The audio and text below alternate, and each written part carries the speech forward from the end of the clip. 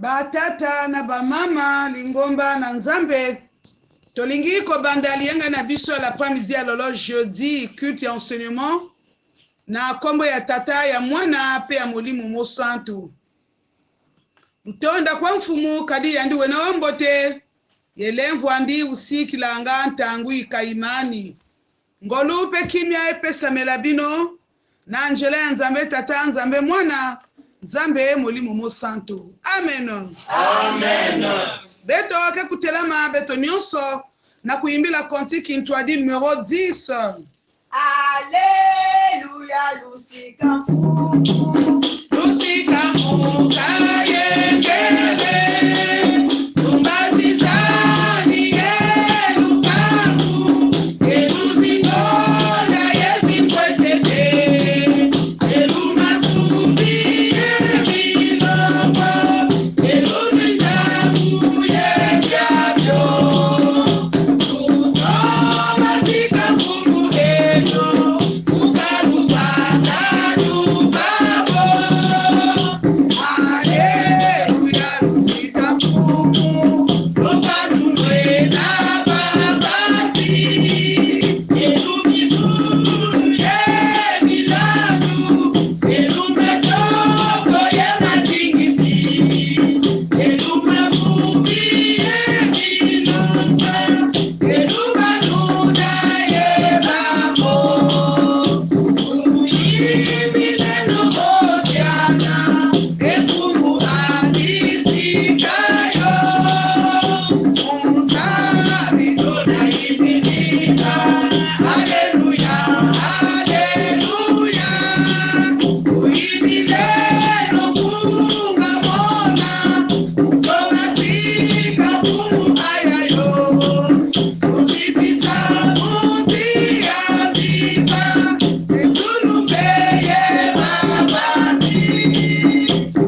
uyimileno mukusika haleluya haleluya matondo bika beno vwanda na betoke kusambila nzambi tacha betoke na mazulu nzambi yankenda tate yanzitusu betozula vutulange matondo tata nzambi na kilokole yange mepesa na beto l'après-midi ya enseignement ya jeudi inanga mekutukisadia di bundu yange bisika nyonso ba ikele ba ina kena ba isi yanzenza na beto ba ina kele awa o matondo nange tata kembo so yange ndene yango nzambe topesi yo liyanga ni oyo tikete molimo mo santu na elembo ya moto ayaka kozikisa mabe na biso molimo mo santu na elembo ya moto ayaka kolongola masumu na biso azikisa yango na nguya na yo Seigneur Jésus po ete bayo basili kobelema liboso na yo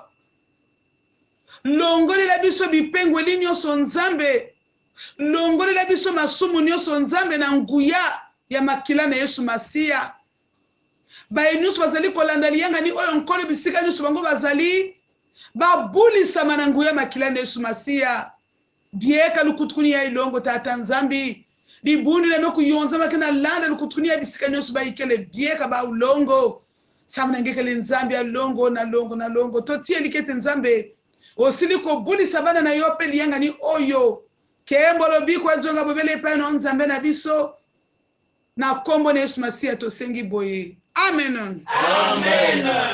na kilokola ya ibeto zula kuyamba sana libundi Yesu Kristo maloba na nzambe lobiete kembo kwa nzambi munaka yengele yeyenge vava ntoto mubantu bazola kana nde na nzela maloba na nzambe oyo topesi mbote na bampate na nzambe nyonso bisika bango bazali libundi tata nzambi na kena kulanda beto na Amerique na Europe na Asie na Oceanie na l'Afrique na Congo nyonso libundi Yesu Kristo mboche abeno Mbote.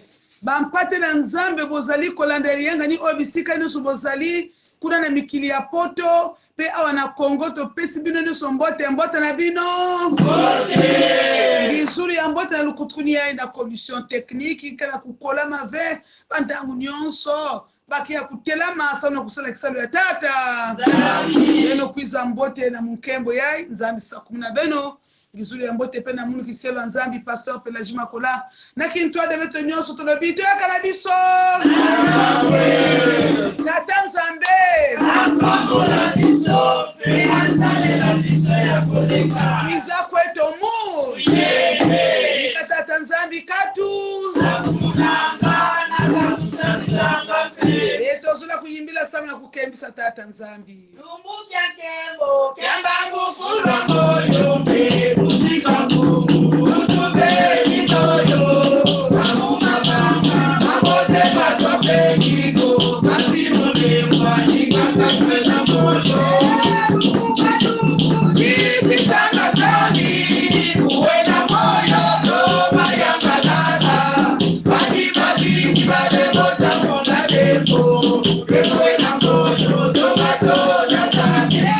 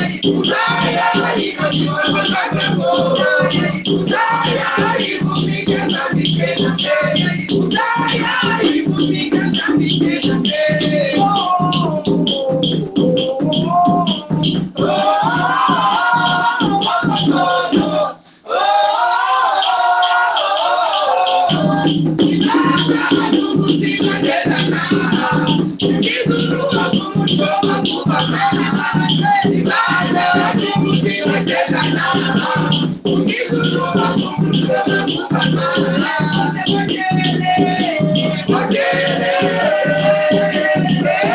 Wakilwengina Udaya ikapese kakako Udaya ikapikoma kakako Udaya ikupika tamike na te Udaya ikupika tamike na te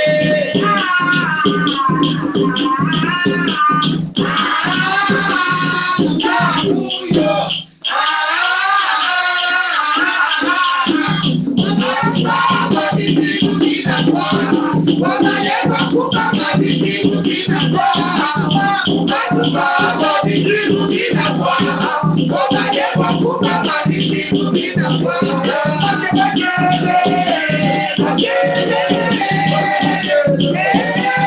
Wakilwengina Udaya ikatese kakako Udaya ikapikoma kakako Udaya ikupika tamike na te na iswe matonzi ebele balingami kati na nkolo tokomi kobelema mpona koyoka maloba na nzambe nde tosengi na papa Hervé abondela na mokuse ete nzambe abongisa mitema na biso mpona koyamba maloba na ye kati na kimia mpe esengo nyonso mambo yange kele mwinda katikati na beto nzambi ya moyo kedika nzambi tangu melunga ina beto bantu nge mevanga beto zola kuwalu zolo nange tata twalisa kisielo nange Yesu fulusa kisielo nange na lulendo ya mpe vya longo Yesu kedika twalisa kisielo nange bikatiba mbasi nange bazungile tata nzambi kisielo nange Yesu bieka mambo yange bieka beto longo mutindu nge nzambi na mazulu nge kele ya longo na nkumu nange tata mwana mpe vya longo ni nsalisi ya beto mesambila amen Amen. nzimbu sama na kuwa mambo ya nzambi Ono Pauli ndumaki sogeti kululwengisa. Eyaya kimagija Yesu samudeto Kimagija samu mapote Mono tena koti na boloko Eyaya kimagija Yesu samudeto Eyaya kimagija Yesu samudeto. Eyaya kimagija Yesu samudeto Mono Pauli ya kila kate na dele kuna boloko Eyaya kimagija Yesu samudeto Eyaya kimagija Yesu samudeto. Eyaya kimagija Yesu samudeto Mono Pauli ya kila kate na dele kuna boloko Eyaya kimagija Yesu samudeto Eyaya kimagija Yesu samudeto Kukwila muyisu zakukwela kulu kamazima Eyaya kimagija Yesu samudeto Eyaya kimagija Yesu samudeto. Eyaya kimagija Yesu samudeto Mono Pauli ya kila kate na dele kuna boloko Eyaya kimagija Yesu samudeto Eyaya kimagija Yesu samudeto. Eyaya kimagija Yesu samudeto Mono Pauli ya kila kate na dele kuna boloko Eyaya kimagija Yesu samudeto Eyaya kimagija Yesu samudeto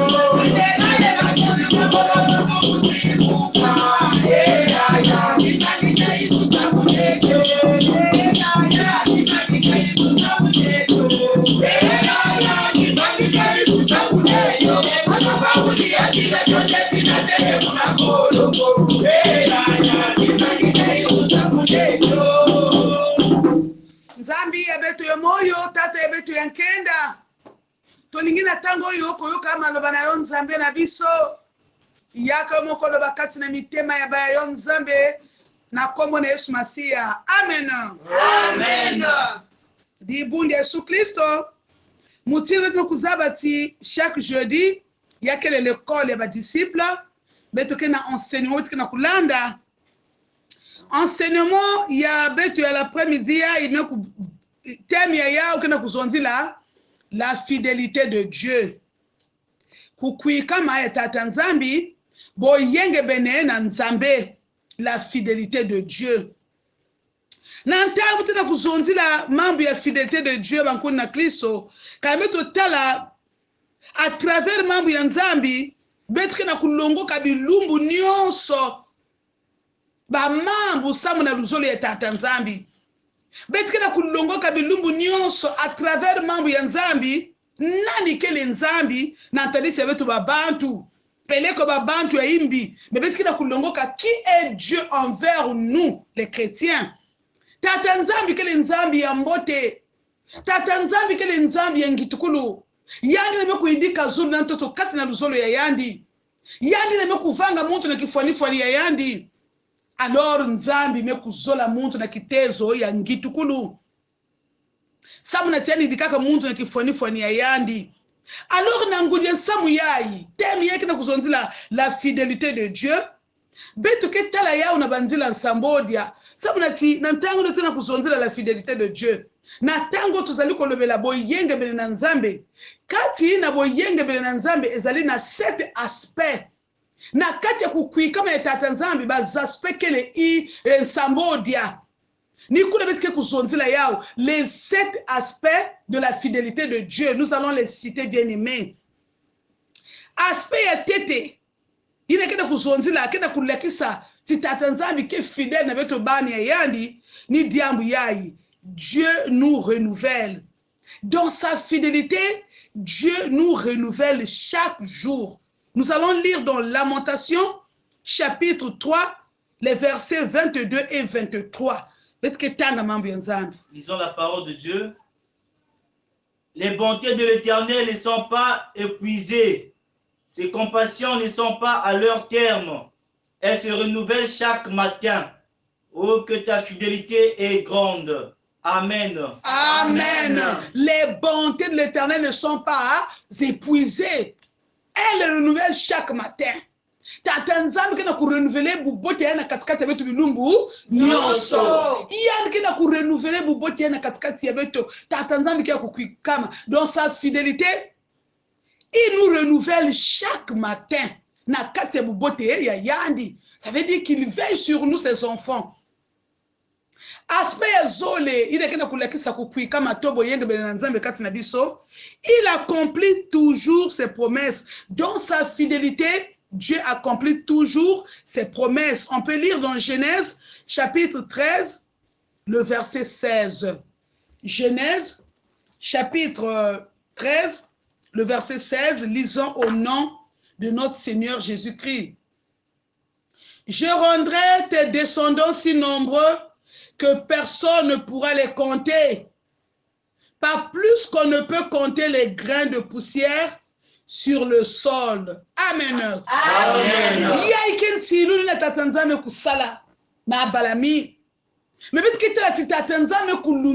Parce qu'il est Dieu.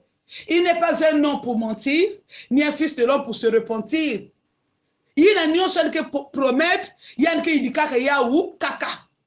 Mais nous sommes en train de kaka kati na bana ye a kokisaka yango kaka soki nzamba alobi etengana kosunga yo quelle que soit durée ya promesse wada suka esengeli yango e kokisama nina kenda kulakisa fidélité ya tata nzambi katikati na beto bani yandi dubunu sala sambila dans sa fidélité Dieu accomplit toujours ses promesses.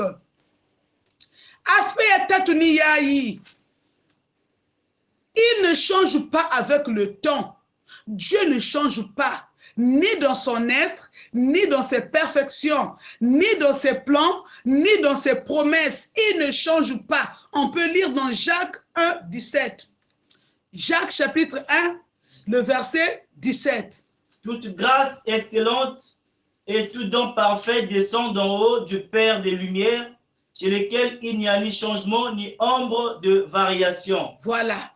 Il n'y a ni changement ni ombre de variation. Nzambi que changer que veut. Cela revient à dire aussi qu'il ne change pas de nature. Puisqu'il a guéri par le passé, il peut aussi nous guérir maintenant. Et il le fait d'ailleurs.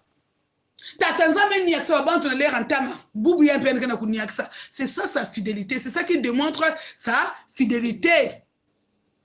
Puisqu'il a béni par le passé, Et même au-delà de nos attentes, aujourd'hui encore, il peut te bénir et te surprendre au-delà de ton imagination. Tata nzambe kuniakisa babantu bekusakuna babantu nantango ntama yane lutile même kitezo ya ile bandi vikila nzambe apambola ki na lera kala to abikisaki na tango oyo pe azali ko bikisa kaka lolenge wana toko kotanga na Ephésiens 3:20 maloba na nzambe na mokanda ya Ephésiens chapitre 3 verset 20 elobi nini tikete totanga maloba na nzambe na kombo na Yesu Masia. À Dieu qui a le pouvoir de faire infiniment plus que tout ce que nous demandons ou même imaginons par la puissance qui agit en nous. À lui soit la gloire dans l'Église et par Jésus-Christ dans tous les temps et pour toujours. Je reprends. À Dieu qui a le pouvoir de faire infiniment plus que ce que nous demandons ou même imaginons. Donc, ça veut dire que Nzambe asala kama makambo oyo, elekelaka biso, parfois oyo sengite ye asala. Yina ngeke lomba, yani ke yidika nenge no lomba ve. Yani ke yidika ba mambo na kitezo na ke lutila même mayele vetu, voilà pourquoi on dit oyo Nzambe asala ka elekelinga oyo Nzambe asala ka elekelinga. Oui, lebe ke yimba banzili fo kubakulaka oyo Nzambe asala ka elekelaka bato parce que azali Nzambe makambo ya minene. Voilà pourquoi on dit qu'il ne change pas. Il y a des gens qui ont mambo na kitezo mekulutila. Il y a des gens qui ont tango antama bubi ampele na nyaksa. Bekena kutanga na kibibila bi mango ali mekusala. Il y a des nyaksa bambevo. Il y a des flux. Il y a des sala bidimu na bimango. Nantango betu ya il fait la même chose parce qu'il n'a pas changé. Il est resté le même hier, aujourd'hui et éternellement. Dieu ne change pas. Il ne peut pas changer. Quatrième aspect. Il y a fidélité à Tata Nzambi. Il est omniprésent. Quatrième aspect, il y a Boyenga Bene Nzambe. Il est omniprésent. Dieu est un puissant réconfort dans l'affliction. Qu'importe le tumulte et la puissance de tes difficultés que tu traverses, si Dieu est ton refuge et présent, rien ne va t'arriver de mal. Tu vas t'en sortir toujours et toujours. On peut lire dans Ésaïe 41, le verset 10. Ésaïe 41, 10. Ne crains rien, car je suis avec toi. Ne promène pas de regard inquiet, car je suis ton Dieu. Je te fortifie, je viens à ton secours. Je te soutiens de ma droite triomphante. Amen. Amen.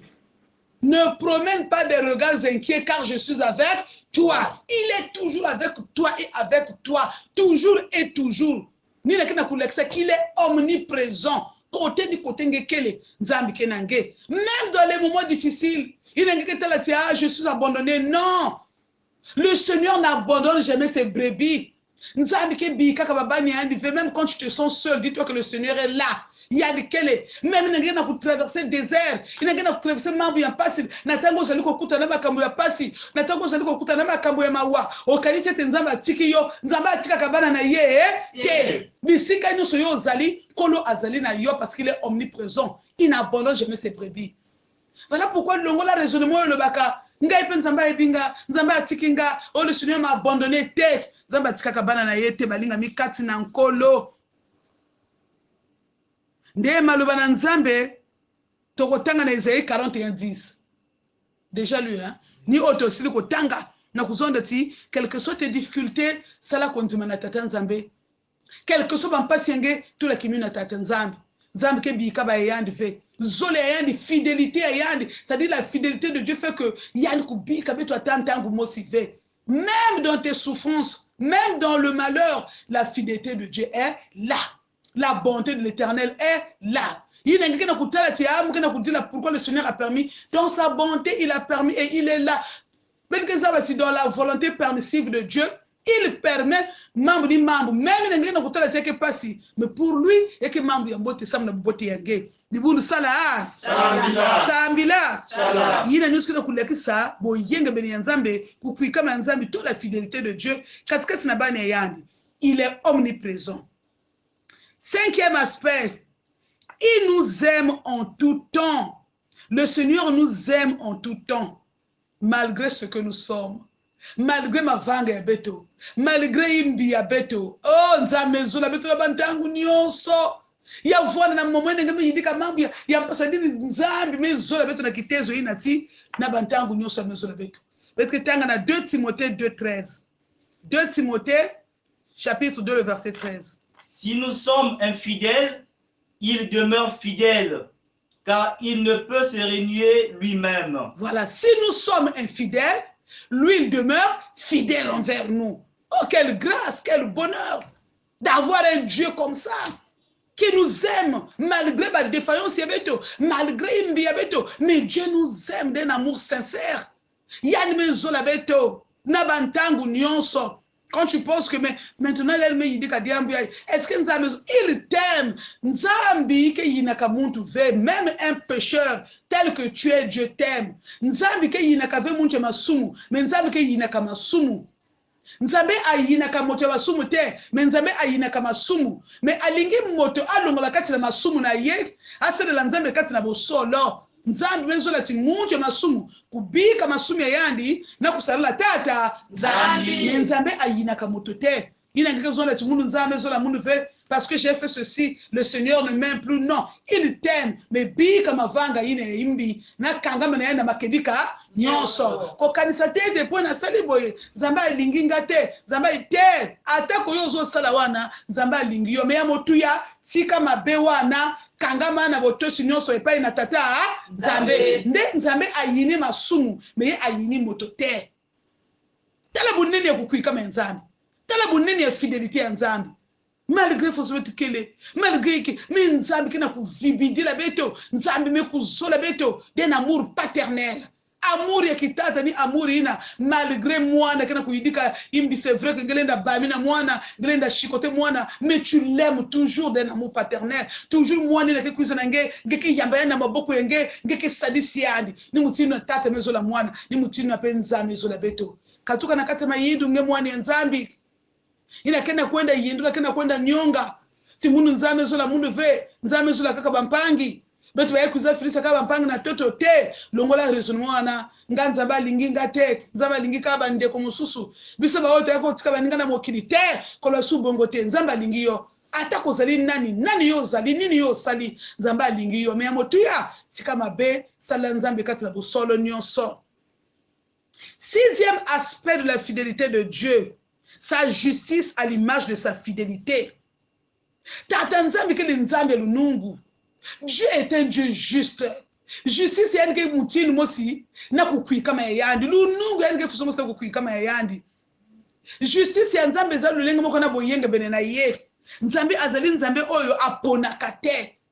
Asa ada ba priorité te ya privilégié ba oyo, atiki ba oyo te. Ya lingi bato nyonso lolenge moko. La justice de Dieu est toujours liée à sa fidélité. On peut lire dans Psaume 111, 7 et 8. Psaume 111, 7 et 8. Maloba na Nzambe komami na mokanda ya banjembo.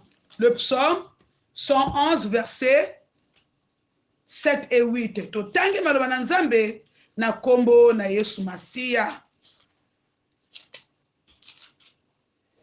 Fidélité et droit marquent tout ce qu'il fait. Toutes ses exigences sont dignes de confiance, établies pour toujours.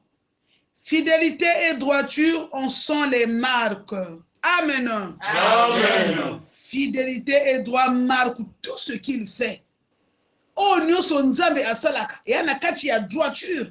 Il y a une kati ya fidélité. Toutes ces exigences sont dignes de confiance. Ni kuna kuzonda ti tata Nzambe ke Nzambe lunungu. Yani ke soski saka ve, yani ke ba préférence ve, yani ke ba a priorité ve na kusola ti ba yeba.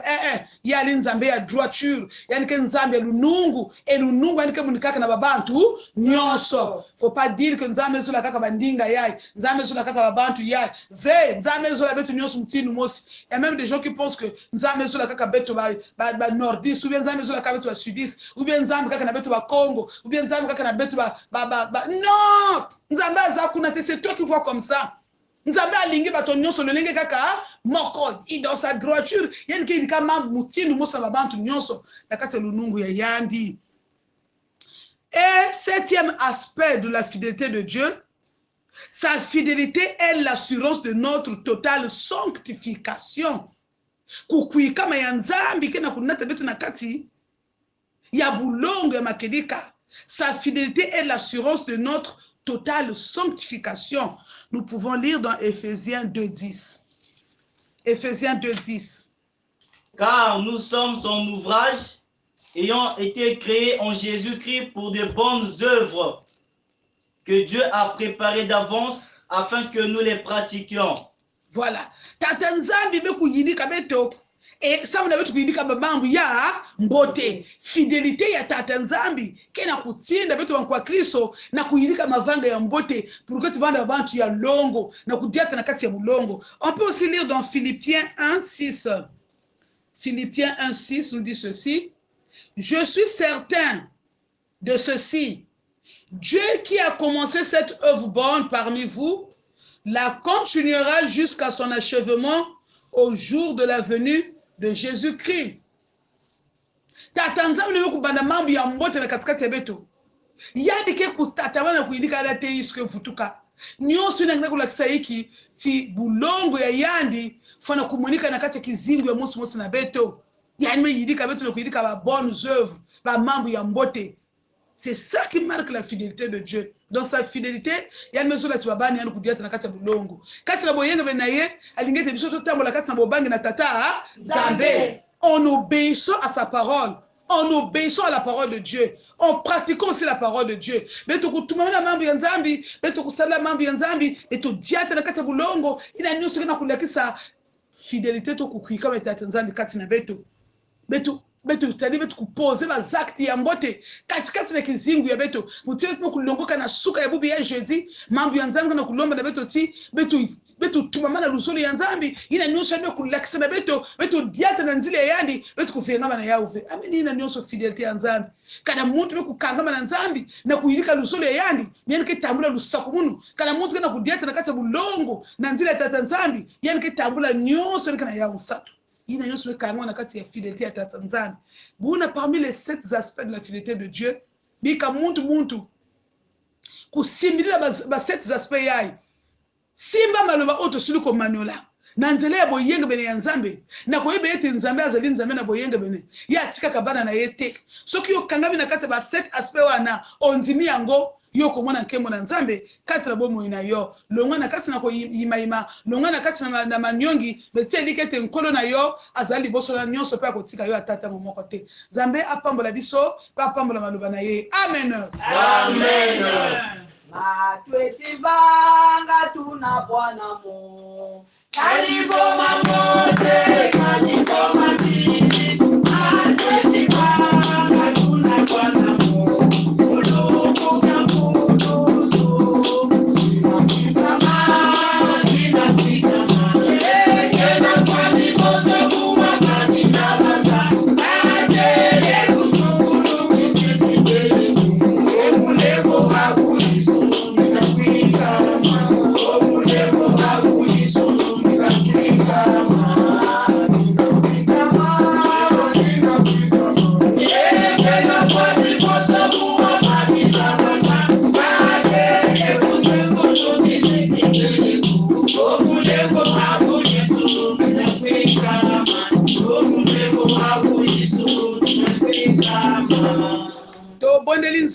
Nzambe tata na biso nkolo na nguya tolingi kozongisa yo matondi ebele Nzambe na biso pona malobo sili kote ya biso na l'après-midi ya lelo na poko ya lelo Nzambe pona kotalisa biso boyenge bene na yo matondo tata Nzambe tume bakula ti ngeke kitukaka ve tu ne changes pas, tu es fidèle à tes promesses ngeke idikaka beto ba mambi ngame zola ngeke le Nzambi ya mbote ngeke le Nzambi ya lunungu.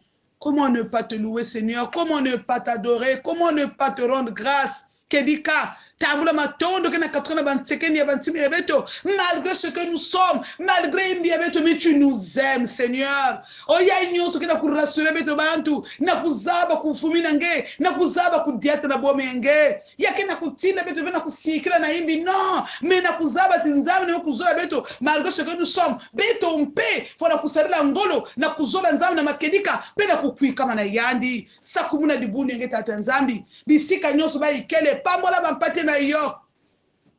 Bisika nyoso bango bazali kola na maloba oyo, na mikili ya poto na l'Afrique nyonso na Congo na biso, yo pambola lingomba na yo nzambe, pesa bango makasi, ya kotosa kotambola kati na bobangi na yo, sadisa bango kwa Kristo nyonso na kubakula ti, kati na kukwika bayenge nzambi, ngeke bika bayenge ve.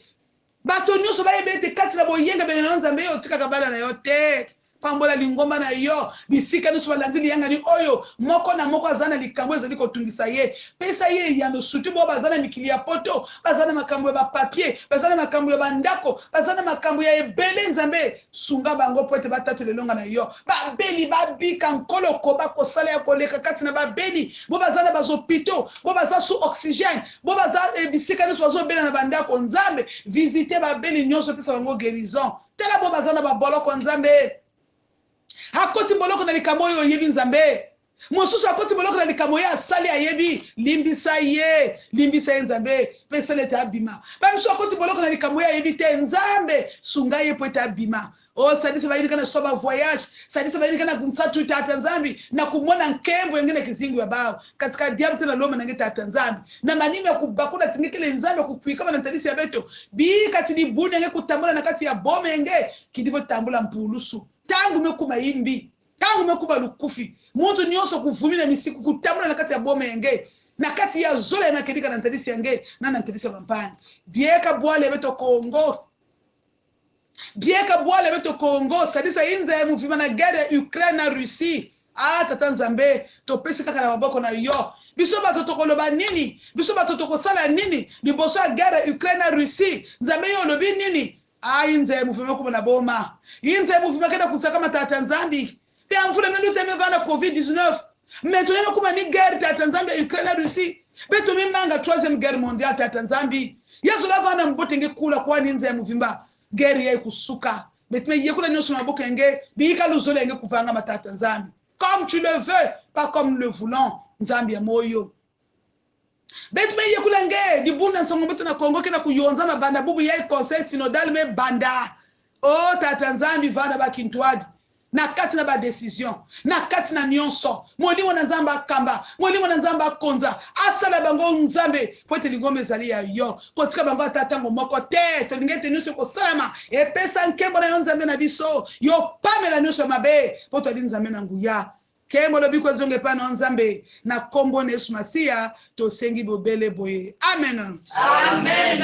Eto mefutula matondo na dibuli nzambe nyonso belanda lukutukuni ya, tata nzambe sakumuna beno, yani kubieka beno nyonso na kedika ngenzambi mpungu seto tomakeba yeto wabufuku kasi seto kelekwetu seta ekeba mono imona kwe ebisele kudinife ebutulu wautuna kona nateye kwisifuna